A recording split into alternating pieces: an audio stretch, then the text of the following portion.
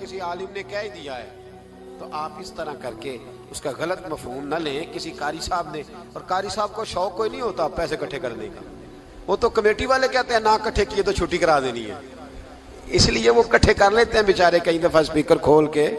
تو اب وہ جو سن رہا ہے اس کا بھی پریشر بڑا ہوا ہے, کہتا ہے ساؤنڈ نہیں دیتا پہ بہن. تو بارک اللہ فی اہلک و مالک, اللہ تیرے اہل میں بھی برکت کرے, اللہ تیرے مال میں بھی. یعنی جب بھی تمہیں کوئی ہدیہ دے تو اس کے مال کے لیے بھی دعا کرو اور اس کی اولاد کے لیے بھی دعا کرو. یہ حضور نے ہمیں سکھایا ہے. قرض ایک صحابی پہ بڑا چڑھ گیا تو حضرت عبداللہ ابن مسعود سے کہنے لگے قرضہ بڑا چڑھ گیا. فرمانے لگے تمہیں وہ دعا نہ سکھاؤں جو ہمیں نبی پاک نے سکھائی ہے.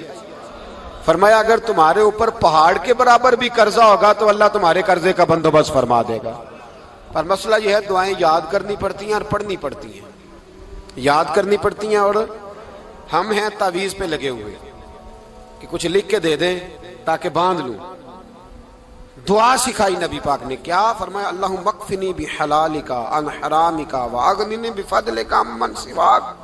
فرمایا یہ دعا مانگا کرو, اے اللہ مجھے کفایت کرنے والا رزق عطا فرما اور مجھے حرام سے بچا اور مجھے اپنے فضل کے ساتھ دوسروں سے بے نیاز کر دے. یعنی اس کا سادہ ترجمہ یہ ہے کہ اللہ بندوں کا محتاج نہ کر, مجھے اپنا محتاج. فرمایا یہ دعا پڑھو ادائے قرض کے لیے, ادائے قرض کے لیے یہ دعا پڑھو. اللہ تبارک و تعالی پہاڑ کے برابر بھی قرضہ ہوگا تو تمہیں اللہ اس سے نجات عطا کر دے گا. نبی پاک صلی اللہ تعالی علیہ وسلم نے ایک حدیث میں غصے کی دعا بھی بتائی ہے. ویسے میرے خیال میں لوگوں کو غصہ نہیں آتا, آج کل غصہ نہیں آتا, لوگوں میں تکبر آ گیا ہے. اپنے سے چھوٹے پہ غصہ آتا ہے, اپنے سے تگڑے پہ کیوں نہیں آتا؟ جس آدمی نے گلی پہ خیرات مانگنے والے پہ غصہ کیا وہ ایس ایچ او صاحب پہ کیوں نہیں کرتا؟ غصہ تو غصہ ہے نا, سب پہ ہونا چاہیے, لیکن بڑا سمجھدار غصہ ہے. غریب آدمی کو دیکھ کے غصہ آتا ہے, امیر آتا ہے تو غصہ نکل جاتا ہے. تو میں تو کہتا ہوں لوگوں کو غصہ, اگر تجھے غصہ آتا ہے تو مار دیوار کے ساتھ ٹکر تیرے غصے کی سمجھ آئے. یہ کس قسم کا غصہ ہے جو غریب پہ ہی ہاتھ اٹھا رہا ہے؟ تو خدا را خیال فرما. غریبوں کے حق میں بڑا غصہ, مجبوروں کے حق میں بڑا غصہ, ماتحتوں پر. اور اگر چودھری صاحب آ جائیں تو چودھری صاحب آ جائیں تو پھر بہانہ بنا لیتے, کہتے غصہ تو میں نے بڑا آیا سی, پھر میں کیا میرے گھر آیا ہے, پھر بہانہ بنا لیا. ایسے نہیں کرو. نبی پاک صلی اللہ علیہ وسلم نے دعا سکھائی بخاری میں, فرمایا جب غصہ آئے تو پڑھا کرو اعوذ باللہ من الشیطان. آتی ہے نا دعا ماشاءاللہ, اعوذ باللہ من الشیطان. جب غصہ آئے تو یہ والی دعا پڑھ لیا کرو. نبی پاک علیہ الصلوۃ والسلام نے ارشاد فرمایا کہ جب تمہارے بھائی کو چھینک آئے نا تو چھینک آنے والے کو کہنا چاہیے الحمدللہ. چھینک آئے اس نے کیا کہنا ہے؟ یاد ہو جائے گا کیا کہنا ہے؟ الحمدللہ. اور جو سنے اس نے کہنا یرحمک اللہ. کیا کہنا ہے؟ یرحمک اللہ, اللہ تجھ پہ رحم کرے. یہ پڑھنا ہے اس نے. حضرت عبداللہ بن مبارک رحمۃ اللہ تعالی علیہ نا دریا کے کنارے کھڑے تھے, کشتی سے اترے تھے ابھی اور وہیں کھڑے تھے. تو ایک آدمی, دو چار لوگ کشتی میں کنارے سے آپ کے پاس سے گزرے تو ایک کو چھینک آئی, اس نے کہا الحمدللہ. اب سنت ہے کہ جواب دو یرحمک اللہ, اللہ تیرے اوپر رحم فرما. جواب دینا تھا لیکن وہ کشتی تیزی سے گزر گئی. حضرت عبداللہ بن مبارک رحمۃ اللہ تعالی علیہ نے ملاح کو بلایا, فرمانے لگے اس کشتی کا پیچھا کرنا ہے. وہ کہنے لگا سواریاں بیٹھیں گی تو جاؤں گا. اس زمانے میں جو پوری کشتی کا ایک سائیڈ کا کرایہ تھا وہ 5 دینار تھا. فرمانے لگے تو نہ اس طرح کر, اسپیشل مجھے لے جا بٹھا کے. کیا لے گا؟ اس نے کہا 20 دینار لوں گا. فرمایا 20 ہی دوں گا. اس کشتی کا پیچھا کیا اور جس آدمی کو چھینک آئی تھی نا اس سے جا کے یرحمک اللہ کہا. اس نے جواب میں جزاک اللہ کہا. تو آپ فرمانے لگے میرا کام ہو گیا, واپس چل. ملا دنیا دار تھا, وہ سوچنے لگا. پہلے تو اس نے سوچا میرا کیا ہے, 20 دینار تو ان کے گئے ہیں. لیکن جب اترنے لگے نا تو 20 دینار دیے یا 20 درہم دیے. تو وہ کہنے لگا حضرت جی صرف ایک لفظ کہنے کے لیے آپ نے اتنا پیسہ خرچ کر دیا. فرمایا لفظ کہنے کے لیے نہیں, اپنے مصطفیٰ کی سنت ادا کرنے کے لیے, اپنے نبی پاک علیہ السلام کی سنت ادا کرنے کے لیے. یرحمک اللہ, اللہ تیرے اوپر رحمت کرے. کس طرح کا خوبصورت انداز سکھایا ہے. دیکھیے ایک حدیث ترمذی شریف میں نبی پاک صلی اللہ علیہ وسلم نے فرمایا کسی بیمار کو دیکھ کے یا کسی مصیبت میں مبتلا آدمی کو دیکھ کے تم یہ دعا پڑھ لو، تمہیں کبھی وہ مصیبت نہیں آئے گی۔ کیسی خوبصورت دعا ہے۔ کسی مصیبت زدہ کو بیمار کو دیکھ کے پڑھو، تمہیں کبھی وہ مصیبت الحمدللہ الذی عافانی مما ابتلاک بہ وفضلنی علی کثیر ممن خلق تفضیلا۔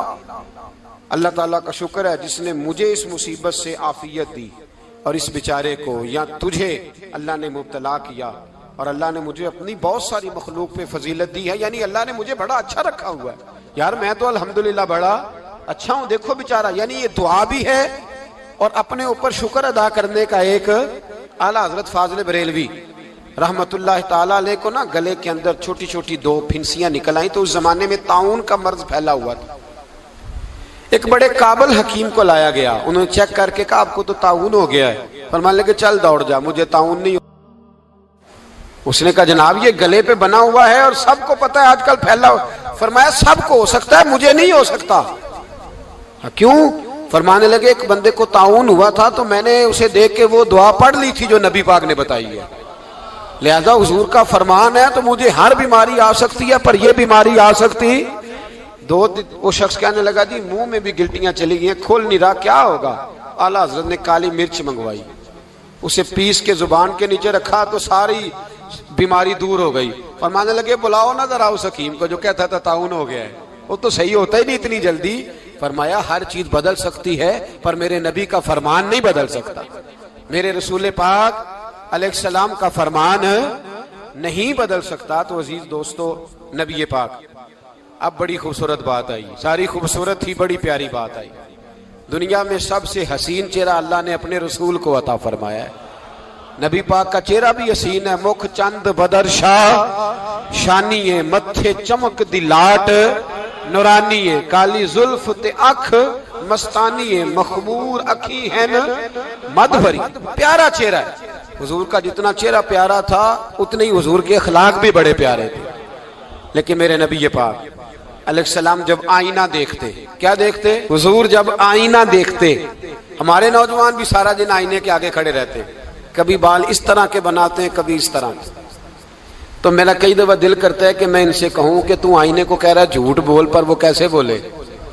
تو کہہ رہا ہے آئینے کو کہ تو کہہ سب سے پیارا تو ہی لگ رہا ہے، پر وہ کیسے بولے؟ اس نے تو سچ بتانا ہے۔ ان کو آئینہ جو دکھایا تو برا مان گئے۔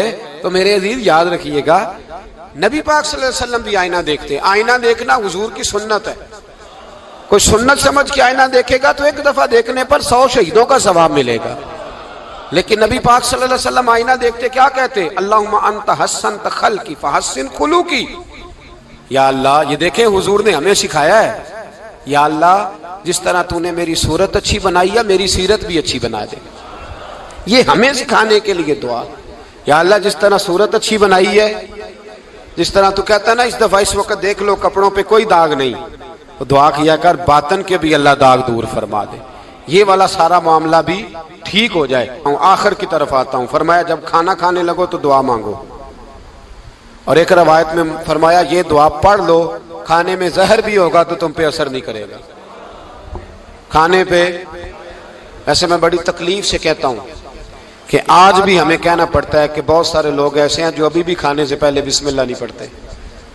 یار بڑے افسوس کی بات نہیں؟ بڑے افسوس۔ حضور نے دعا سکھائی، میں یہ دعا پڑھو گے تو زہر بھی ہوگا تو اثر نہیں کرے گا۔ بسم اللہ الذی لا یضر مع اسمہ شیء فی الارض ولا فی السماء یا حی یا قیوم، جس کی برکت سے زمین و آسمان میں کوئی چیز بھی نقصان نہیں دیتی، اور اے اللہ اے ہمیشہ زندہ رہنے والے اور قائم رہنے والے۔ یہ نبی پاک علیہ السلام۔ اور ایک حدیث میں اور بھی دعا آئی ہے، بسم اللہ شریف تو خیر بخاری میں موجود ہے، مسلم میں موجود ہے، بسم اللہ وعلی برکت اللہ بھی ایک حدیث میں نبی پاک صلی اللہ علیہ وسلم نے ارشاد فرمایا۔ اور جب کھانا کھا چکے پھر کہا دعا مانگو، الحمدللہ الذی اطعمنا وسقانا وجعلنا من المسلمین۔ اللہ تعالیٰ کا شکر ہے جس نے ہمیں کھلایا بھی پلایا بھی اور مسلمان بھی بنایا۔ حضرت مرزا مظہر جانے جانا فرماتے ہیں کہ بارش ہوئی تھی تازی تازی، دلی میں تازی تازی بارش ہوئی تھی، ایک بابا لکڑی کے جوتے پہنے کھڑا ہوں، اللہ اللہ اللہ اسی کسے دے کچھ بھی نہیں لگ دے نہ کوئی ساڈا دردی، बाबा मस्त होके जा रहा, अल्लाह अल्लाह करता जा रहा। एक तवाइफ अपने कोठे से उतर के तो सीढ़ियों पे बैठी थी, साथ उसका यार भी बैठा था। बाबा अपनी मस्ती में जा रहा है, तो बाबा जी के पैरों से कुछ मिट्टी उड़ी तो उस औरत के कपड़ों पे पड़ गई। परवाह ही नहीं, बुजुर्ग गुजर रहे। वो यार उसका दौड़ा हुआ आया, उसने आकर थप्पड़ मारा, का ख्याल नहीं सारे उसके कपड़े आलूदा कर दिए, तू किधर, तेरा दिमाग नहीं ठीक। बाबे ने नजर उठाई, का बेटे मैंने देखा नहीं, चल अल्लाह तेरा भला करे, तूने बदला ले लिया। बाबा जी चुप करके, वइज़ा ख़ातबहुमुल जाहिलून क़ालू सलामा, चुप करके गुजर गए। ठंड का मौसम था, बारिश ताजा हुई थी, हलवाई दूध काढ़ रहा था, उसने बिठाया बाबा जी को फट्टे पे, प्याला पकड़ा, दौड़ के आगे बढ़ा, बुजुर्ग आ गए, आइए बैठिए। दूध का गरम गरम प्याला शक्कर डाल के दिया, बाबा जी ने दूध पिया, फिर नजर झुकी, फिर रंग बदला, कहने लगे मालिक तू कितना बेनियाज है, कहीं थप्पड़ मरवाता है, कहीं दूध पिलाता है, तेरी बेनियाजी है ना, उधर थप्पड़ मरवाया, यहाँ दूध पिलाया, तू ही जानता है तेरे रंग क्या है। अभी बाबा वहीं बैठा था, दौड़े आए, पीछे से लोग, शोर हुआ, बाबे को दबोच के वहां ले गए जहां उस नौजवान ने थप्पड़ मारा था। कहा तू अल्लाह का बंदा है, अल्लाह के बंदे बद्दुआ तो नहीं देते। हुआ क्या? कहा तूने बद्दुआ दी है? कहा नहीं दी, बात बताओ। कहने लगे उसने तुझे थप्पड़ मारा है, छत पे चढ़ा है, पैर फिसला है, गर्दन के बल गिरा, मनका टूट गया, मर गया है, तूने बद्दुआ दी है। बाबा जी कहने लगे यार मैंने तो दूसरा लफ्ज भी नहीं कहा, भला हो कह के गुजरा हूं, मैंने नहीं बद्दुआ दी। का तूने दी है तभी तो मर गया। कहा नहीं दी।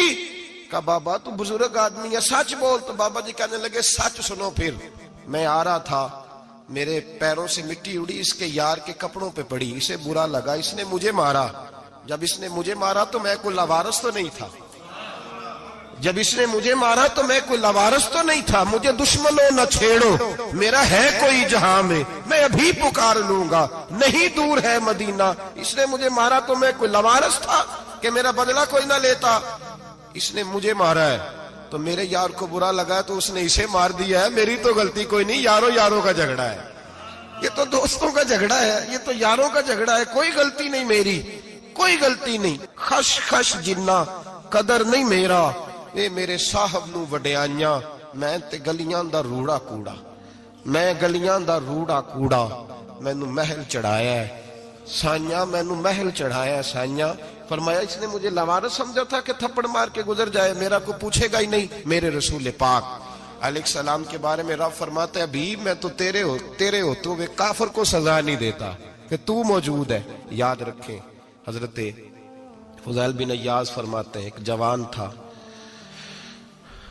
मस्जिद में आया, लोगों से कहने लगा रोटी खिलाओ, किसी ने तवज्जो ना की। उसने कहा मैं रब रब बताने वाला हूं, मेरी तरफ देखो तो सही। किसी शख्स ने ख्याल ही ना किया। फिर उसने कहा यार थोड़ा सोचो, नमाजियों से कहा, अहले इलाका से कहा, उन्होंने तेरी तरह के बड़े दरवेश देखे। मस्जिद के मेहराब में वो रब करीम का बंदा इंतकाल कर गया। जब फौत हो गया ना, लोगों का मिजाज है, बीमार को दवाई नहीं देते, जनाजे पे वक्त पे पहुंच जाते। जब कोई गिर रहा होता है तो सहारा कोई नहीं देता, जब कोई गिर जाता है, टांग टूट जाती है तो तीमारदारी को जमाना पहुंच जाता है। और बुजुर्ग वो नौजवान अल्लाह का नेक बंदा मस्जिद के मेहराब में फौत हो गया। हजरत फज़ैल इब्न अय्याज कहते हैं इमाम साहब ने ऐलान किया चंदा दो, कोई लवारस फौत हो गया, कफन देना। चंदा इकट्ठा हुआ, कफन खरीदा, जनाजा पड़ा, इशा के बाद दफन करके आए। फजर की नमाज के लिए जब इमाम और मुअज्जिन मस्जिद में आए तो चीखे मारने लगे, तड़पने लगे, दूर दूर तक आवाजें फैल गई, दुनिया दौड़ी आई। क्या हुआ? कहने लगे वो जो तुमने कफन पहनाया था वो यहां पड़ा हुआ है, और देखो कफन पे तहरीर लिखी है। तहरीर क्या है? अर्श के मालिक ने फरमाया मेरे दोस्त ने रोटी मांगी, तुमने दी नहीं, उसने तुम्हें मेरे करीब करने के लिए अपनी तरफ तवज्जो कराई, तुमने की नहीं, और मेरा यार तुम्हारे कफन का मोहताज था, संभाल के रखो अपना कफन, मैंने उसे जन्नत का लिबास अता फरमा दिया, संभाल के रखो। ये कोई लावारिसों का टोला है? याद रखें जो वारिस वाले हैं, वारिस वाले उनका रंग और है, जो मानने वाले हैं उनका मिजाज और है। अपनी जिंदगी लावारिसों की तरह